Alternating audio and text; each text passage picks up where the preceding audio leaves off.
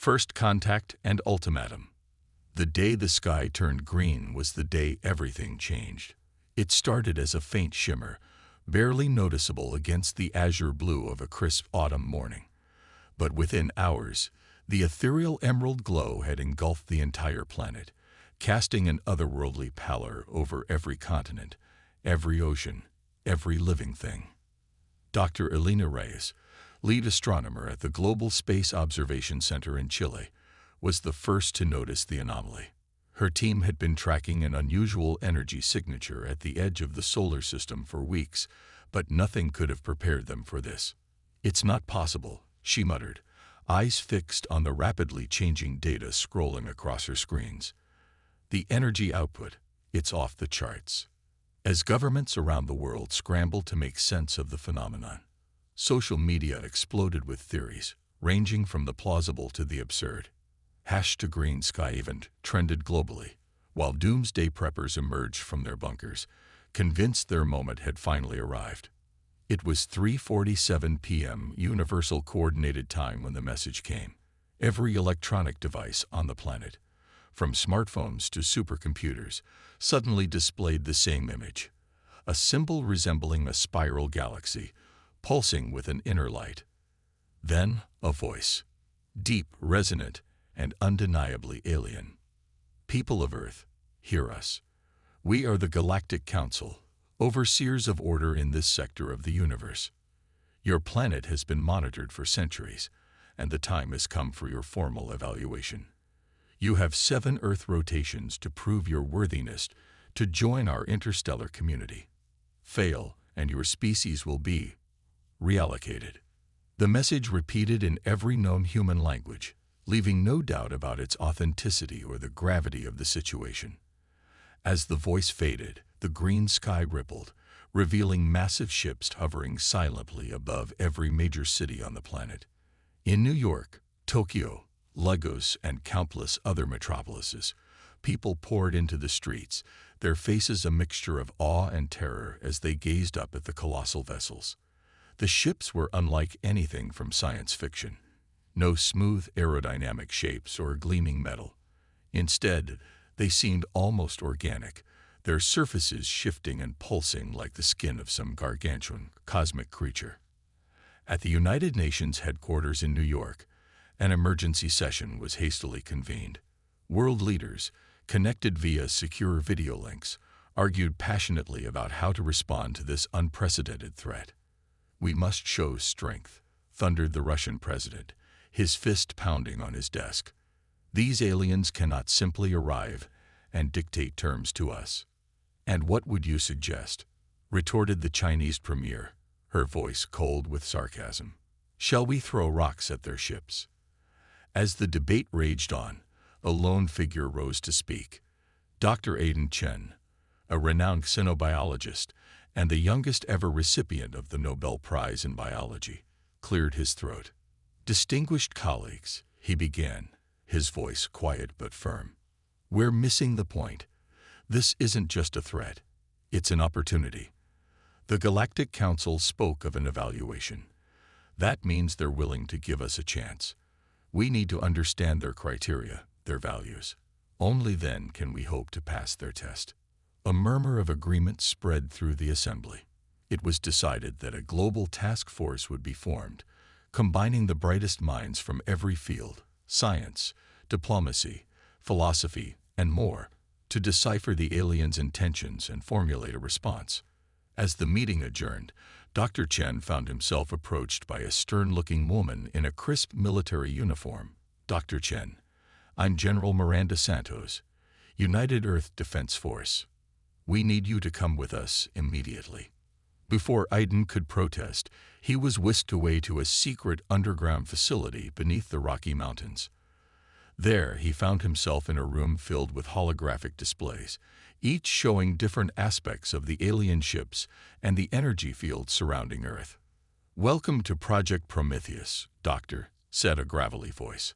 A tall, scarred man stepped out of the shadows. "I'm Director Jack Harper. For the past decade, we've been preparing for this very scenario. We always knew they were out there. We just didn't know when they'd arrive." Aiden's mind reeled. You knew about the aliens. Why wasn't this information shared with the scientific community? Harper's expression hardened.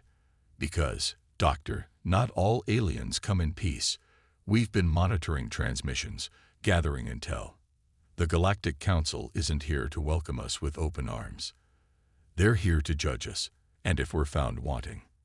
He left the sentence unfinished, but its implication hung heavy in the air. Over the next few days, as the world outside grappled with the new reality, Aiden worked tirelessly with the Prometheus team.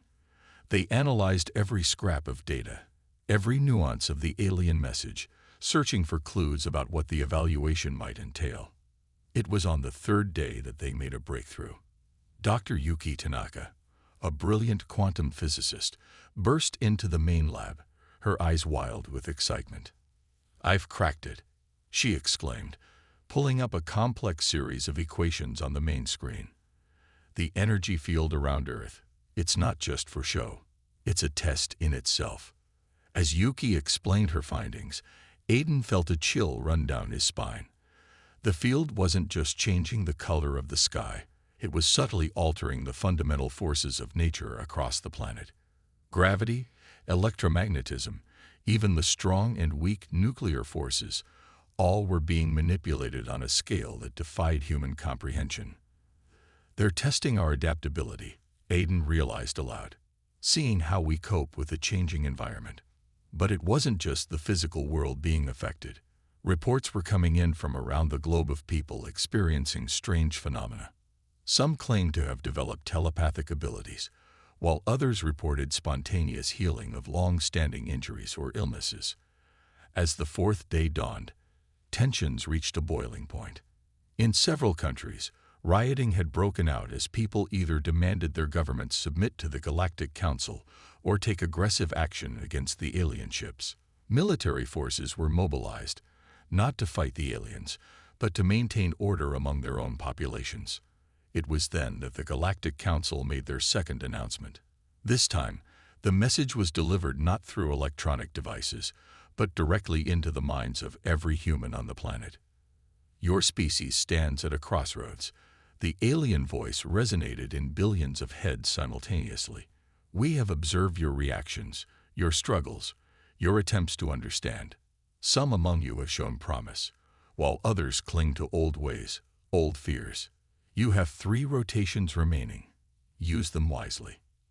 As the psychic message faded, leaving humanity reeling once again, Aiden made a decision. He approached Director Harper with a radical proposal. "We need to go public," he insisted. "Share everything we know, everything we've learned. Humanity's greatest strength has always been our ability to come together in times of crisis, to innovate and adapt. If we're going to pass this test, we need everyone working together." Harper scowled. "You're talking about revealing decades of classified information. The panic, the chaos it could cause." "With respect, sir," Aiden countered, "I think you're underestimating people. Yes, there will be fear, but there will also be hope, determination. We have a chance to unite humanity like never before." After hours of heated debate, a compromise was reached. A carefully curated set of information would be released to the public, along with a call for global cooperation. Scientists, engineers, artists, philosophers, everyone was encouraged to contribute their ideas, their insights, to help humanity pass the Galactic Council's enigmatic test. The response was overwhelming. Within hours, a global network of collaboration had sprung up, transcending national boundaries and old enmities.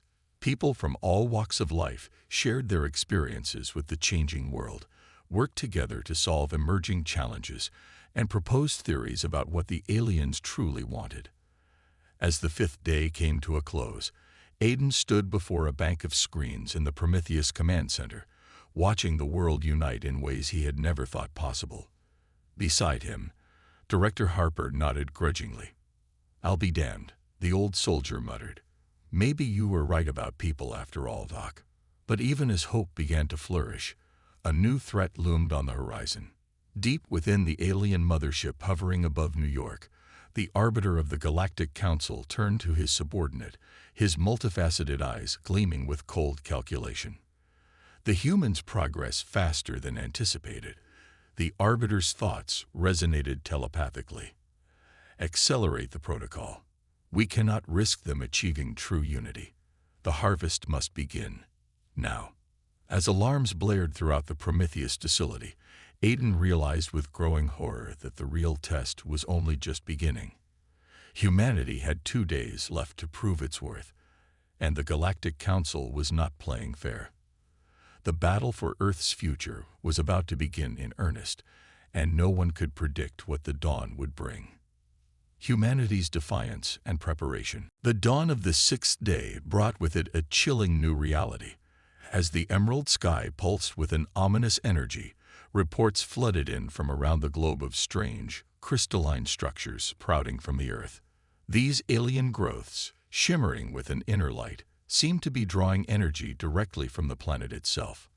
At the Prometheus facility, Aiden Chen stared at the holographic display, his face a mask of concern. "They're not just testing us," he murmured. "They're terraforming Earth." Director Harper's weathered face hardened. "Then we fight back. Dr. Chen, you're now the head of our science division.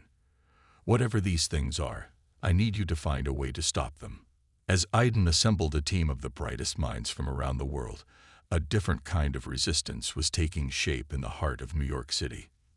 Zara Malik, a charismatic social media influencer turned unlikely leader, stood atop an overturned car, addressing a sea of determined faces.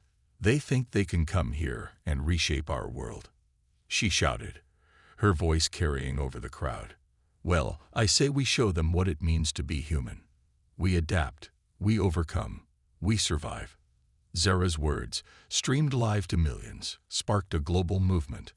Ordinary citizens began organizing, pooling resources, and sharing information. The hashtag Humanity United became a rallying cry, a beacon of hope in the face of overwhelming odds. Meanwhile, in laboratories and workshops across the planet, scientists and engineers worked feverishly to understand and counter the alien technology. Dr. Yuki Tanaka, building on her earlier breakthrough, made a startling discovery. The crystalline structures, she explained to Aiden and the team, her eyes bright with excitement. They're not just drawing energy from Earth. They're altering the fabric of reality itself, creating localized areas where the laws of physics bend. This revelation led to a flurry of new ideas. If the aliens could manipulate reality, perhaps humanity could learn to do the same. Quantum computers were repurposed to model these reality distortions, while teams of physicists and engineers worked to develop countermeasures. In Silicon Valley, a group of tech prodigies led by the eccentric billionaire Elon Yu created a global network of AI-driven sensors, capable of predicting where the next alien structure would emerge. "We're fighting fire with fire," Yu declared in a viral video. Or in this case, algorithms with algorithms. But it wasn't just in labs and tech hubs that the resistance took shape. In the Amazon rainforest, indigenous shamans worked alongside environmental scientists, using ancient knowledge and modern technology to communicate with the biosphere itself. They discovered that Earth's ecosystems were actively resisting the alien influence, adapting in ways that defied conventional understanding. As the 6th day wore on, humanity's response to the crisis continued to evolve. In orbit, hastily retrofitted satellites began mapping the alien energy field, searching for weaknesses. On the ground, a network of volunteers formed human chains around the crystalline structures, using their own bodies to disrupt the alien energy flow. At the United Nations, now operating from a mobile command center, world leaders put aside old rivalries to coordinate a truly global defense strategy. Resources were pooled, military assets were shared, and for the first time in history, Earth began to function as a single, unified entity. But the Galactic Council was not idle. As humanity rallied, the alien ships began to move, repositioning themselves in a complex geometric pattern above the planet. The emerald sky darkened, tinged with streaks of angry red. In the Prometheus facility, alarms blared as new data poured in. Aiden rushed to the main control room, where he found Director Harper engaged in a heated discussion with military leaders from around the world. "We can't wait any longer," a general was saying, her voice tight with tension. "We need to launch a preemptive strike before they—" She was cut off as the room plunged into darkness. For a heart-stopping moment, there was only silence. Then, slowly, emergency lights flickered to life, casting eerie shadows across worried faces. "They've made their move," Harper said grimly. "All electrical systems worldwide are down. We're running on backups, but it won't last long." Aiden's mind raced. This had to be part of the test. The aliens were pushing humanity to its limits, seeing how they'd react when stripped of their technology. But there was something else, a pattern emerging that he couldn't quite grasp. Outside the facility, in cities and villages around the world, people emerged from darkened buildings to find the alien ships now visible to the naked eye, their massive forms blocking out the stars. Fear gripped many, but others found strength in unity, forming impromptu communities to share resources and support one another. In New York, Zora Malik organized a massive human chain, linking hands from Battery Park to Central Park. "They can take our power," she shouted, her words echoing through the canyon-like streets. "But they can't take our spirit." As the blackout continued, something remarkable began to happen. People reported experiencing heightened senses, flashes of intuition, and even mild telepathic abilities. It was as if the loss of technology had awakened dormant human potential. Dr. Yuki Tanaka, working by the light of bioluminescent algae in a makeshift lab, made another breakthrough. "The alien field," she explained to Aiden via a jury-rigged communication device. "It's not just suppressing our technology. It's elevating our consciousness. We're evolving, Aiden. Rapidly." This revelation sparked a new avenue of research. If humanity was indeed evolving, could they harness these new abilities to fight back? Teams of psychics and scientists began working together, exploring the limits of these emerging powers. In orbit, astronauts aboard the International Space Station made a daring attempt to physically interfere with the alien energy field. Using specially designed suits that insulated them from the field's effects, they ventured out into the Emerald Void, armed with devices designed to disrupt the alien technology. Back on Earth, Aiden had an epiphany. The pattern he'd been struggling to see suddenly snapped into focus. "It's a puzzle," he breathed, eyes wide with realization. "The ships, the crystals, the energy field, they're all part of a vast, planet-wide puzzle. And we're the ones meant to solve it." With renewed purpose, Aiden shared his theory with the Global Resistance Network. The response was immediate and overwhelming. Millions of minds, now linked in ways never before possible, turned their collective intelligence towards unraveling the alien enigma. As the seventh and final day of the ultimatum dawned, humanity stood at a crossroads. In one direction lay submission to the Galactic Council, a future as a subjugated species. In the other, a path of defiance, fraught with danger but burning bright with the indomitable human spirit. In the Prometheus facility, Aiden Chen looked out at the alien-warped sky, his heart pounding with a mixture of fear and determination. "Whatever happens," he said softly, "we face it together." Beside him, Director Harper nodded grimly. "Damn right, Doc. Now let's show these cosmic bastards what humanity is really made of." As if in response to humanity's resolve, the alien ships began to descend, their massive forms casting long shadows across the land. The final confrontation was about to begin, and the fate of Earth hung in the balance. In homes and shelters, in makeshift command centers, and hidden bunkers, humans around the world steeled themselves for what was to come. They had prepared as best they could, united as never before. Now, it was time to stand and fight. The test of humanity had reached its climax.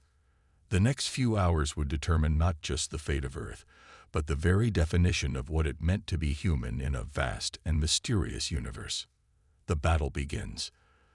The descent of the alien ships marked the beginning of Earth's darkest hour. As the massive vessels broke through the cloud cover, their true scale became apparent. Each one easily dwarfed the largest human cities. The emerald sky crackled with energy, and a deep, resonant hum filled the air, vibrating in the bones of every living creature. At the Prometheus facility, Aiden Chen and his team watched in awe and terror as the ships took up positions around the globe. "They're creating a network," Dr. Yuki Tanaka observed, her fingers flying over a holographic display. "The energy output it's beyond anything we've ever seen." Director Harper's voice cut through the tension. "We're out of time. People, initiate Operation Lighthouse." Around the world, hidden installations hummed to life. These were the fruits of humanity's frantic preparation, a global network of energy projectors designed to disrupt the alien field. As they powered up, the emerald sky flickered, patches of normal blue peeking through like holes in a vast curtain. The alien response was immediate and devastating. Beams of incandescent energy lanced down from the ships, targeting the human installations. Cities that had stood for centuries were reduced to rubble in seconds as the aliens tried to knock out Earth's defenses. But humanity was not defenseless. From hidden bunkers and hastily fortified positions, Earth's military forces launched a counterattack. Experimental weapons, developed in the short time since the aliens' arrival, filled the sky with streaks of light. Most seemed to have little effect on the alien ships, but a few found their mark, creating shimmering distortions in the vessel's energy fields. In orbit, the brave astronauts who had ventured out to disrupt the alien field now found themselves in the heart of the battle. Commander Sarah Chen, Aiden's sister, led her team in a daring maneuver, using their suits' enhanced capabilities to actually land on one of the smaller alien craft. "We're in," Sarah's voice crackled over the comm. It's incredible in here. The technology, it's like nothing we've ever seen." Her voice cut off abruptly as the ship she was on suddenly changed course, plunging towards the Earth's surface. On the ground, the battle took on a surreal quality. The alien crystals that had sprung up in the days before now pulsed with blinding light, creating zones of altered reality around them. Gravity shifted unpredictably, time seemed to flow at different rates, and in some areas, the very laws of physics seemed to break down. It was in one of these reality warp zones that Zara Malik found herself leading a group of civilians turned resistance fighters. Using their newly awakened psychic abilities, they were able to navigate the twisted landscape, striking at vulnerable points in the alien network. "Remember," Zara called out, her voice carrying an otherworldly resonance in the distorted air. "We're not just fighting for our lives, we're fighting for our very humanity." As the battle raged, Dr. Yuki Tanaka made a startling discovery. "The alien field," she explained to Aiden, her eyes wide with excitement and fear. "It's not just changing our world, it's merging with it. If we don't stop this soon, Earth as we know it will cease to exist." This revelation spurred Aiden to take a desperate gamble. Using the enhanced cognitive abilities granted by the alien field, he began to see patterns in the chaos, a vast, multidimensional puzzle that encompassed the entire planet. "It's a test," he realized aloud, "not just of our technology or our fighting spirit, but of our ability to understand, to see the bigger picture."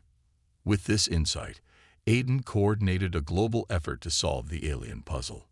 Millions of minds, linked through the alien field itself, worked in concert, unraveling the complex tapestry of energy and information that enveloped the Earth. As understanding dawned, so did hope. Humanity began to turn the aliens' own technology against them. Reality warp zones became traps for the invaders, while the crystalline structures were repurposed to strengthen Earth's defenses. In New York, a team led by Elan Yu managed to hack into one of the alien ships, briefly taking control of its weapon systems. The sight of an alien vessel firing on its own kind sent a surge of hope through the human resistance. But the aliens were far from defeated. As humanity's understanding and control grew, so did the intensity of the Galactic Council's assault. Whole continents were reshaped by the battle. mountains crumbling, and oceans boiling as unimaginable energies were unleashed. In orbit, Sarah Chen and her team made a breakthrough of their own. "The ships," she reported, her voice filled with awe. "They're alive. Not just machines, but some kind of biomechanical life forms." This information provided a new avenue of attack. If the ships were alive, they could be communicated with, reasoned with, or, if necessary, destroyed like any other living thing. As the battle entered its second day, it became clear that this was more than just a test or an invasion. It was a crucible, a forge in which the very essence of humanity was being reshaped. Those who survived found themselves change, evolved in ways they were only beginning to understand. Aiden, coordinating the global resistance from the heart of the Prometheus facility, felt the weight of all humanity on his shoulders. Every decision, every insight could mean the difference between extinction and survival. "We're making progress," he announced to the war room, his voice hoarse from hours of nonstop communication. "But we're also running out of time. The next few hours will decide everything." As if in response to his words, the largest of the alien ships, a behemoth that blotted out the sun over much of North America, began to descend. Its destination was clear: the Prometheus facility itself. "They've realized what we're doing," Director Harper said grimly. "They're coming to stop us." Aiden nodded, his face set in determined lines. "Then we'll have to solve the puzzle before they get here. It's our only chance." As the massive ship approached, casting an ever-growing shadow over the land, humanity steeled itself for what could be its final stand. In cities and villages, in bunkers and improvised shelters, people looked to the sky with a mixture of fear and defiance. The battle for Earth had reached its critical point. In the next few hours, the fate of not just a planet, but of an entire species would be decided. And at the heart of it all, a handful of humans raced against time to unravel an alien enigma that held the key to their survival. The tension was palpable as Aiden and his team worked feverishly, their minds linked through the alien field, pushing the limits of their newfound abilities. As the gigantic ship loomed ever closer, a single question burned in every human heart. Would humanity's spirit, ingenuity, and newfound unity be enough to turn the tide of this cosmic conflict? Or would Earth become just another conquered world in the vast empire of the Galactic Council? The answer lay hidden in the complex dance of energies that now enveloped the planet, waiting to be discovered by those brave enough to seek it out. Counterattack and revelations. As the colossal alien ship descended upon the Prometheus facility, Aiden Chen felt a strange calm settle over him. The pieces of the cosmic puzzle were finally falling into place in his mind, revealing a truth both terrifying and awe-inspiring. "We've been looking at this all wrong," he announced to the war room, his voice cutting through the chaos of alarms and frantic communications. "The Galactic Council, the invasion. It's not just a test. It's a transformation." Dr. Yuki Tanaka's eyes widened as she grasped the implications. "You mean?" "Yes," Aiden nodded. "They're not trying to destroy us. They're trying to elevate us, but the process is killing our world." With this realization, the nature of the conflict shifted. Humanity wasn't just fighting for survival, but for the right to choose its own path of evolution. The next phase of the battle would determine not just who would control Earth, but what it meant to be human. High above the planet's surface, Commander Sarah Chen and her team had made a daring decision. Using their newfound understanding of the alien biology, they initiated a symbiosis with the ship they had boarded. As the vessel's consciousness merged with their own, they gained unprecedented control over its systems. "We're in," Sarah's voice echoed in the minds of the Global Resistance Network, "and we're bringing the fight to them." Across the planet, humanity launched a coordinated counterattack. The repurposed alien crystals, now under human control, began to pulse with a new energy. Reality itself seemed to ripple as zones of altered physics expanded, engulfing the invading forces. In New York, Zora Malik led a group of psychically awakened humans in a direct assault on one of the smaller alien ships. Their minds linked, they were able to penetrate the vessel's defenses, overwhelming its consciousness with the full force of human emotion and will. "Feel this," Zara shouted, both aloud and telepathically. "This is what it means to be human." The ship shuddered, its energy field flickering, before it slowly began to descend. As it touched down in Central Park, its surface rippled and reformed, taking on a more Earth-like appearance. The first alien vessel had been converted. Meanwhile, Elon Yu and his team of tech prodigies had made a breakthrough of their own. By reverse engineering the alien communication network, they were able to broadcast a virus. Not a digital one, but a mimetic construct that spread ideas of freedom, individuality, and human determination through the alien fleet. "Let's see how they like a taste of human culture," Yu grinned as he initiated the broadcast. The effect was immediate and startling. Some alien ships began to move erratically, as if confused. Others turned on each other, their energy weapons creating dazzling displays in the emerald sky. But the real battle was taking place on a level beyond the physical. As Aiden had realized, the alien invasion was as much about consciousness as it was about conquest. And in this realm, humanity's diversity and adaptability proved to be its greatest strength. Billions of minds, linked through the alien field yet maintaining their individuality, became a force unlike anything the Galactic Council had ever encountered.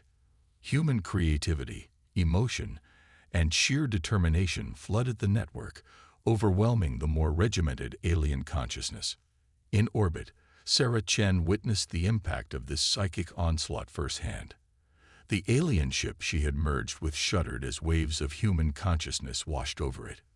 "They're singing," Sarah reported, awe in her voice.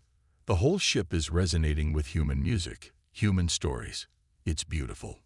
On the ground, the massive ship looming over the Prometheus facility suddenly halted its descent.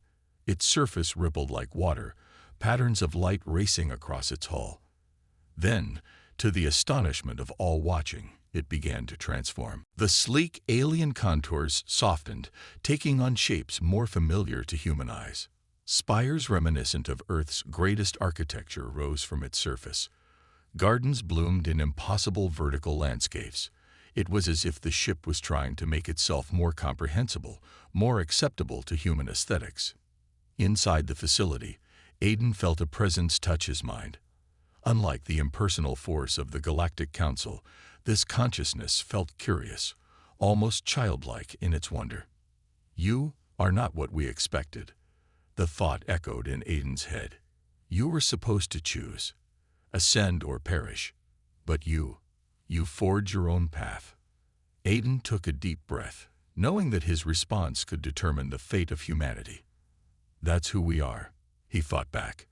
"We don't just adapt. We transform. We take what we encounter and make it our own. That's the true strength of humanity." There was a long moment of silence. Then, like a dam breaking, information flooded into Aiden's mind. He saw the true nature of the Galactic Council, not a monolithic empire, but a collective of ascended species. Each world they encountered was given the same choice: join the collective or face extinction.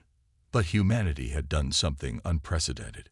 Instead of simply accepting or rejecting the alien influence, they had embraced it, modified it, and made it their own. In doing so, they had unknowingly challenged the very foundations of the Galactic Council's philosophy. As this revelation spread through the human network, the nature of the conflict fundamentally changed. This was no longer an invasion to be repelled, but a dialogue between two radically different approaches to cosmic evolution. Across the planet, the battle began to subside. Alien ships, their crews now grappling with the infection of human ideas, stood down. The emerald sky slowly began to clear, patches of familiar blue growing larger by the moment. In the Prometheus facility, Director Harper watched in amazement as screens lit up with reports from around the globe. "I'll be damned," he muttered. "We didn't just survive. We changed the rules of the game." Aiden nodded, his mind still reeling from the cosmic truths he had glimpsed. "It's not over," he said. This is just the beginning. We've proven ourselves, but now we have to decide what we want to become. As the realization of their victory began to sink in, a new challenge emerged. Humanity now stood on the brink of a new era. They had the potential to join the galactic community, not as subjects, but as equals. The alien technology, now inextricably linked with Earth's biosphere, offered possibilities beyond imagination. But with this potential came hard questions. How much of their humanity were they willing to change? What would their place be in the cosmic order? And perhaps most importantly, how would they use their newfound power? As the transformed alien ship settled gently onto the ground outside the Prometheus facility, Aiden Chen prepared to meet the representatives of the Galactic Council face to face. This meeting would not be an ending, but a beginning. The start of humanity's journey into a larger, stranger, and more wondrous universe than they had ever imagined. The battle was over. Earth was safe. But the true test of humanity was just beginning. Triumph of the human spirit. The door of the transformed alien ship hissed open, releasing the shimmer of opalescent mist. Aiden Chen, flanked by Director Harper and Dr. Yuki Tanaka, stood at the entrance of the Prometheus facility, their hearts pounding with a mixture of anticipation and trepidation. This was the moment that would define humanity's future in the cosmos. From the mist emerged three figures, each wildly different from the others. One seemed to be composed entirely of swirling energy. Another was a towering crystalline structure that chimed softly as it moved. And the third was a small gray being with large, dark eyes, the classic alien of human imagination. "Welcome to Earth," Aiden said, his voice steady despite the surreal nature of the situation. "We are honored to meet you as equals." The gray being stepped forward, its large eyes blinking slowly. When it spoke, the words formed directly in the minds of the humans present. "Honored. You have no idea what you've done, do you? You've shattered eons of tradition, disrupted the very foundations of galactic order."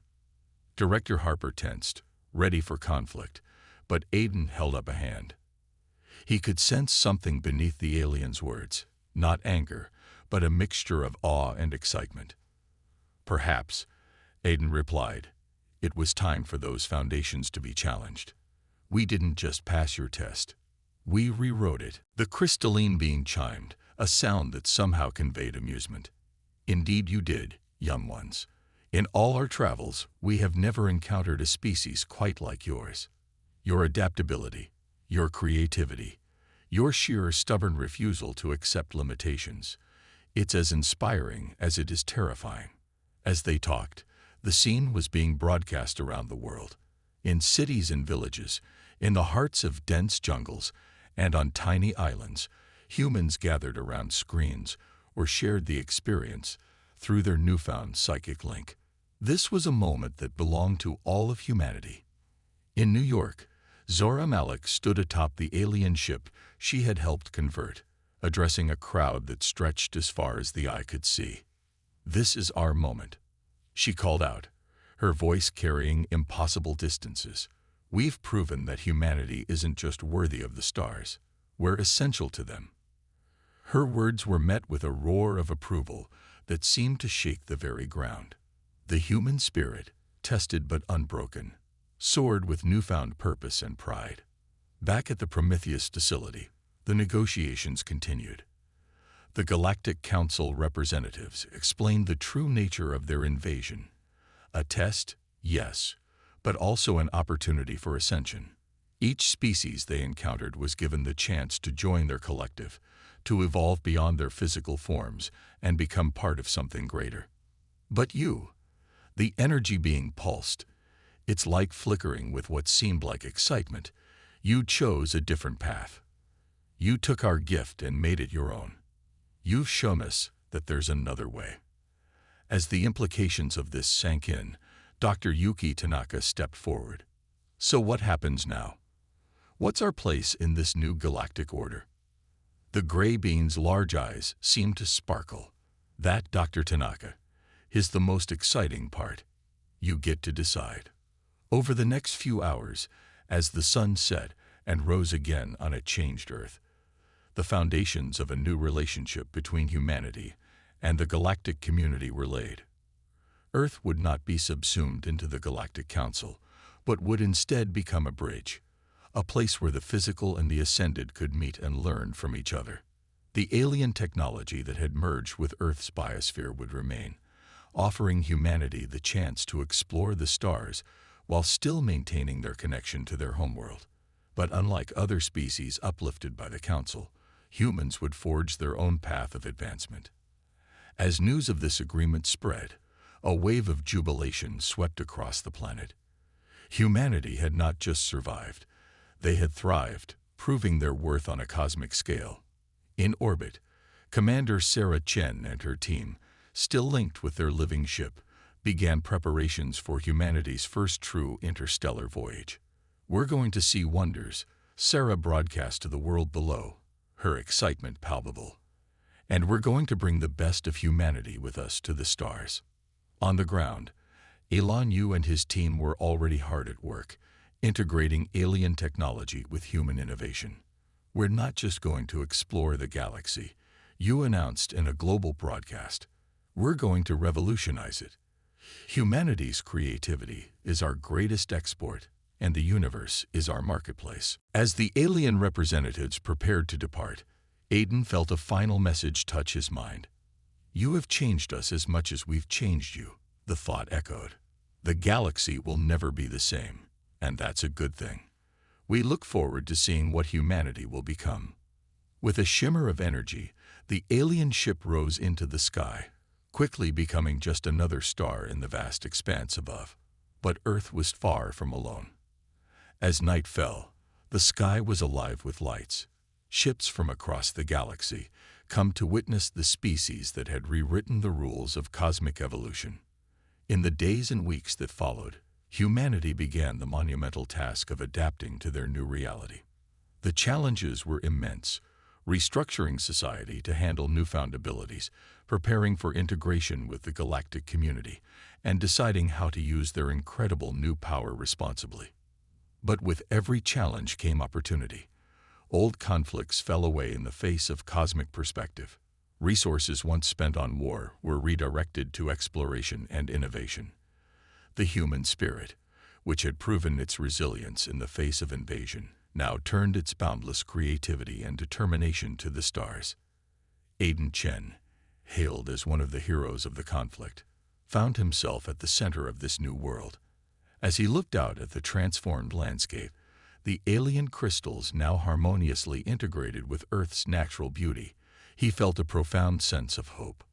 "We did it," he said softly, to no one in particular. "We faced the ultimate test, and we didn't just survive. We changed the game. Now, the real journey begins." As if in response, a shooting star streaked across the sky. Humanity's first faster-than-light probe, heading out to explore the wonders of the galaxy. It was a fitting symbol for the new age dawning on Earth. Humanity had been tested, had faced extinction, and had emerged stronger than ever. The Galactic Council had come seeking to elevate or destroy. Instead, they had found equals, partners, and perhaps even teachers. As Earth took its first steps into a larger universe, one thing was clear: the human spirit, tested by fire and strengthened by unity, was ready for whatever wonders and challenges the cosmos had to offer. The invasion was over. The age of exploration had begun. And humanity, with its unique blend of adaptability, creativity, and indomitable will, was ready to make its mark on the stars.